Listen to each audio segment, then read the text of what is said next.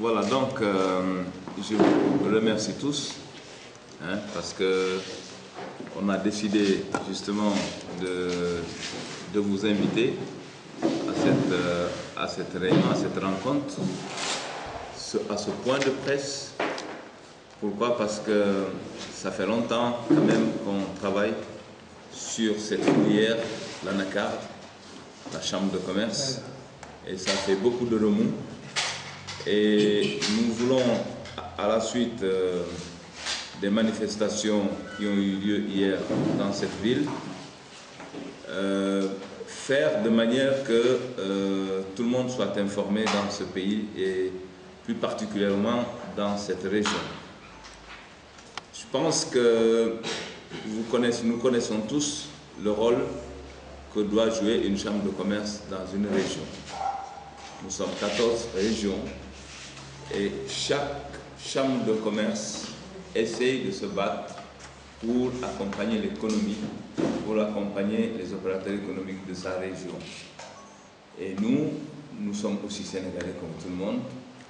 Nous devons faire aussi comme tout le monde. Mais accompagner l'économie, c'est quoi? C'est pas le faire nous seulement, mais c'est le faire ensemble avec tous les opérateurs économiques. Mais comme c'est la filière ANACAR en fait qui nous intéresse aujourd'hui, c'est ce qui fait qu'hier il y a eu un petit remous dans cette région, je me suis dit qu'il faut mettre tout le monde au même pied d'égalité en information, informer tout le monde. Parce qu'il ne s'agit pas de permettre à des gens qui viennent de partout, des étrangers comme des Indiens, venir ici et soi-disant prendre des pancartes, écrire n'importe quoi et faire n'importe quoi dans cette région. Non, il n'est pas question.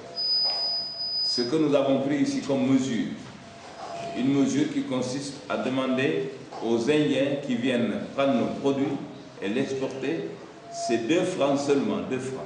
On aurait pu le faire aussi comme le font la Guinée, en demandant peut-être même 150, 200 francs, 500 francs. Mais on s'est dit non. Compte tenu des difficultés qu'a cette région, il faut demander 2 francs aux Indiens. Comme ça, ils vont accompagner les opérateurs économiques, ceux qui sont dans cette filière-là. Il faut accompagner justement les opérateurs économiques qui sont dans cette filière. Mais on s'y attendait plus ou moins de la réaction justement de certains opérateurs sénégalais qui poussent ces Indiens-là à se rebiffer, à aller avec eux pour prendre des pancartes et essayer de contrecarrer des décisions prises par le bureau de la Chambre de commerce et de l'Assemblée de cette Chambre de commerce. Ce n'est pas une décision en fait qui a été prise par Jean-Pascal Emba, non. C'est une décision qui a été prise par le bureau de la Chambre de commerce de Ziguinchor. Que ceux qui viennent acheter nos produits, qu'ils laissent quand même quelque chose ici. On a demandé quoi? 2 francs seulement, 2 francs.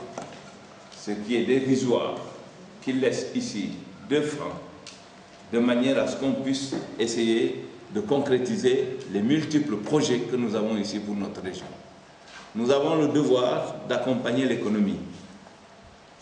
Et évidemment en collaboration avec tous les opérateurs économiques de cette région. Et nous allons le faire, c'est sûr et certain, parce que c'est un sacerdoce pour nous, on s'est engagé dessus, et nous allons continuer, on ne va pas laisser faire. Parce que nous tenons aussi à ouvrir les mentalités de nos populations, parce qu'il est temps quand même que nos populations sachent qu'il faut arrêter, que l'on continue à les prendre pour des gens qui ne comprennent rien. Cette région, depuis 30 ans, elle souffre. C'est notre devoir. Nous pouvions rester chacun dans ce qu'il fait, rester chez lui, s'organiser chez lui et puis laisser le reste faire. Mais non, comme je l'ai dit tout à l'heure, c'est un sacerdoce pour nous. On s'est installé ici, on s'est dit, ce n'est pas bon de dire que moi j'ai telle chose à faire, j'ai ceci, j'ai cela, donc le reste, non, ça ne m'intéresse pas. Non, c'est un sacerdoce, il faut le faire, parce que l'environnement économique, c'est quelque chose de général. s'il y a un environnement économique favorable, c'est favorable pour tout le monde. Et il faut se battre pour ça, pour que cette région retrouve son environnement économique. Et il n'est pas question que des gens viennent ici, même s'ils ne représentent rien du tout, viennent perturber encore la quiétude de la population, aller tromper les gens qui ne savent pas lire ni écrire, leur raconter n'importe quoi à des fins politiques ou alors à des fins pour qu'ils puissent tirer quelque chose justement de cette norme. Si c'était quand même les producteurs qui se sont levés et dire non, on n'est pas d'accord, je comprendrais. Mais ce ne sont pas les producteurs. Et nous, ce que nous cherchons aujourd'hui, c'est que l'argent, si la noix d'acajou essaie de générer des produits, que ces produits aillent directement aux producteurs d'abord et non aux intermédiaires. C'est d'abord ça qu'il faut encourager. Et ces 2 francs qu'on demande, ce n'est pas pour rien d'autre.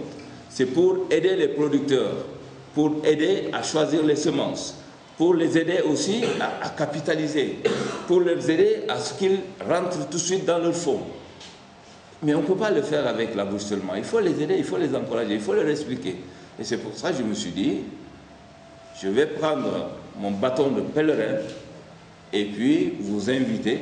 Et je vous remercie beaucoup d'avoir bien voulu venir répondre à l'invitation et donc expliquer pourquoi on a pris cette décision. C'est rien d'autre, ce n'est pas pour organiser une cagnotte ici, mais c'est pour promouvoir l'ANACAR, essayer d'aider les producteurs dans le choix des semences et puis aussi dans la commercialisation, parce qu'il n'y a pas que les Indiens, on peut trouver aussi d'autres partenaires extérieurs et c'est dans nos projets.